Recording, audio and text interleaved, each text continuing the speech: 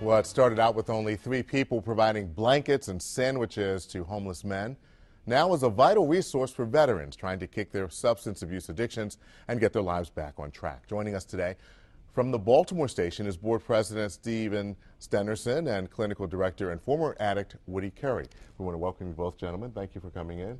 Thank you. Now, we know that the location of the Baltimore Station is in South Baltimore. So why was it started? Tell us how that was started. Well, as you suggested in your opening, it was some people who really cared about the homeless and tried to give them some heat at night and some sustenance, and it gradually evolved into a very specialized program for veterans primarily. All right, and Steve, what led you to the Baltimore Station to get involved with it? I was, I'm a pretty fortunate guy like many, and I was missing kind of a social service component to my life, and I was looking for an organization to get involved with, and the Baltimore Station was recommended to me, and I started as a volunteer and have been blessed to be a part of the board leadership for the last few years. And Woody, you're a recovering addict of 19 years, yes. I understand. Mm-hmm. Tell us about your journey to the Baltimore Station and about your position now. Well, I had been in the healthcare field for like 20 years before I came to Baltimore Station, but when I came to Baltimore Station, I didn't come there for that reason. And so it was a homeless shelter when I first got there. And there was a few guys around that I knew.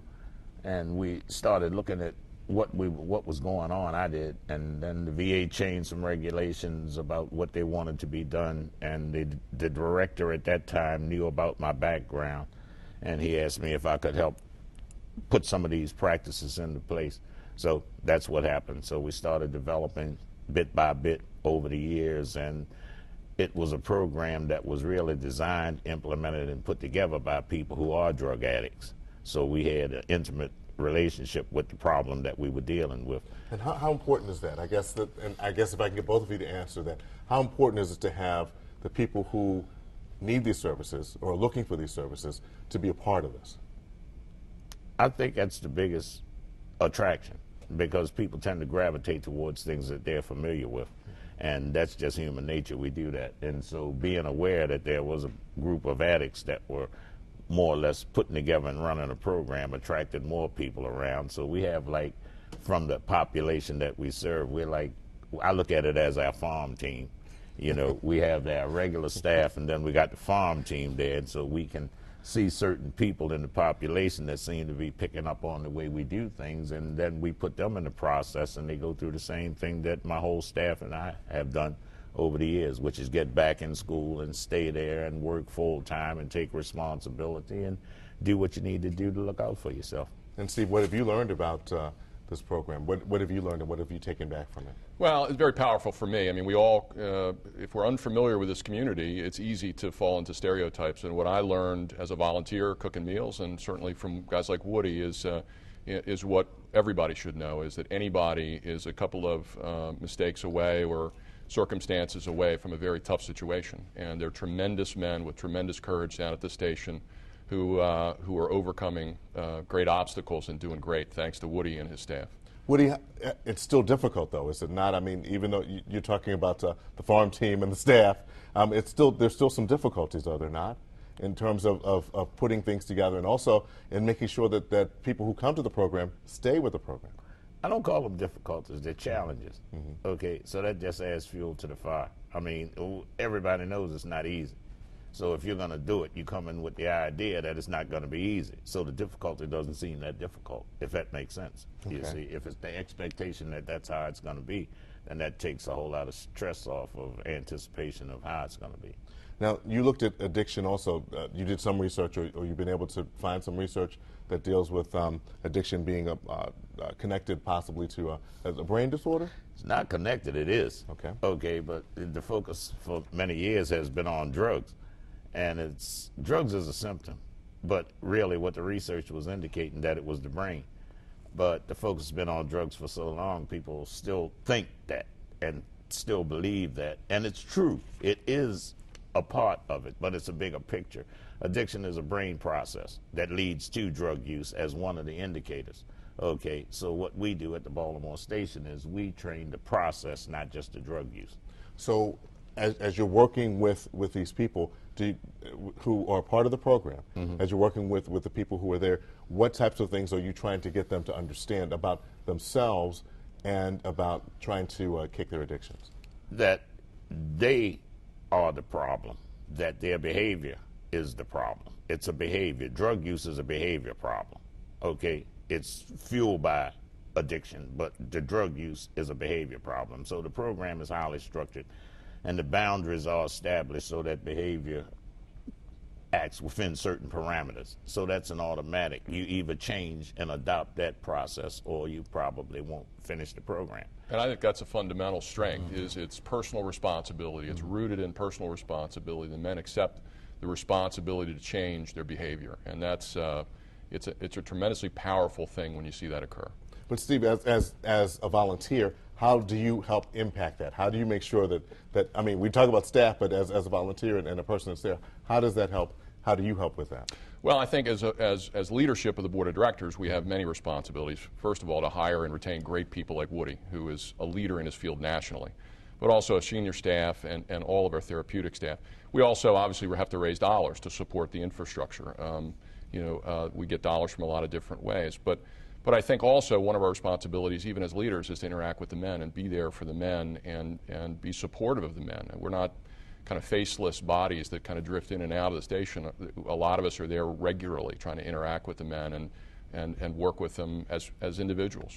And as you work with them as individuals, there are other issues that you have to tackle as well, are there not? I mean, it's just not the issues of addiction. There are other things too, dealing with, I guess, possibly still homelessness and some other things. What other types of things are you working with them on?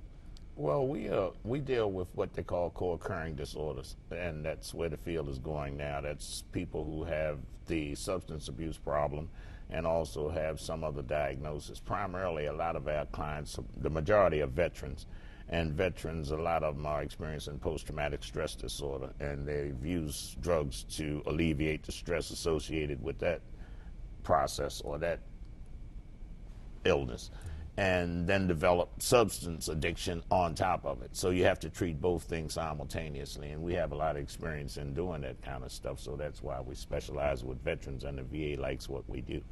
And you had some success stories. Can you give us, without naming names, I guess, some examples of some successes that you've had? And also, I'm sure there's some that you who may have left and you wished had stayed. So if you can just talk about those issues. Well, the success, as I see it, is the fact that all of the staff are now treating people who have the same problem that they did.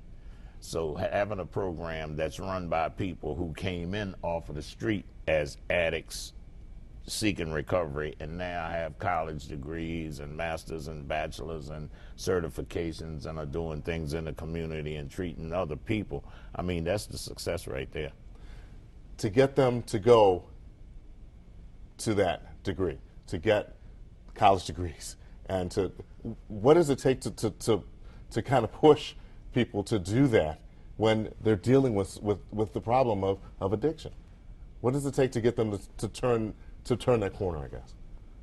I did it.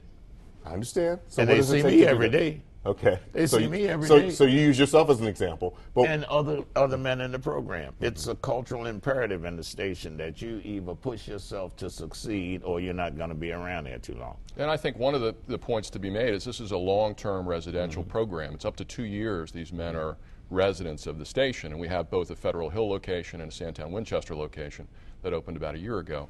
And I think that many of the programs that are out there for people suffering from addiction are much more in and out programs. They don't deal with the sociology and the behavioral type of habits that Woody suggested. So this long-term immersion up to 2 years into this therapeutic community is really a key to help guys along the way. And Woody, you said that the programs are now looking into that now, or some programs are now focusing that way because they weren't doing that before, and it just takes more than just dealing with the addiction. Yeah, addiction is a total process, so we practice a process, what I call total immersion. You're going to treat the whole person, not just his drug use. And then when you come in the station, the drug use is stopped. So what we do is show a person how to develop a lifestyle that will prevent that from recurring. But it's going to recur. That's a part of how that addiction works. It takes multiple treatment episodes. But Steve hit the key to the whole process. It's the length of time that the person's in treatment. Actually, evidence-based practice is neuroplasticity, and what that means is the brain rewires itself based on the experience that you're having at the time.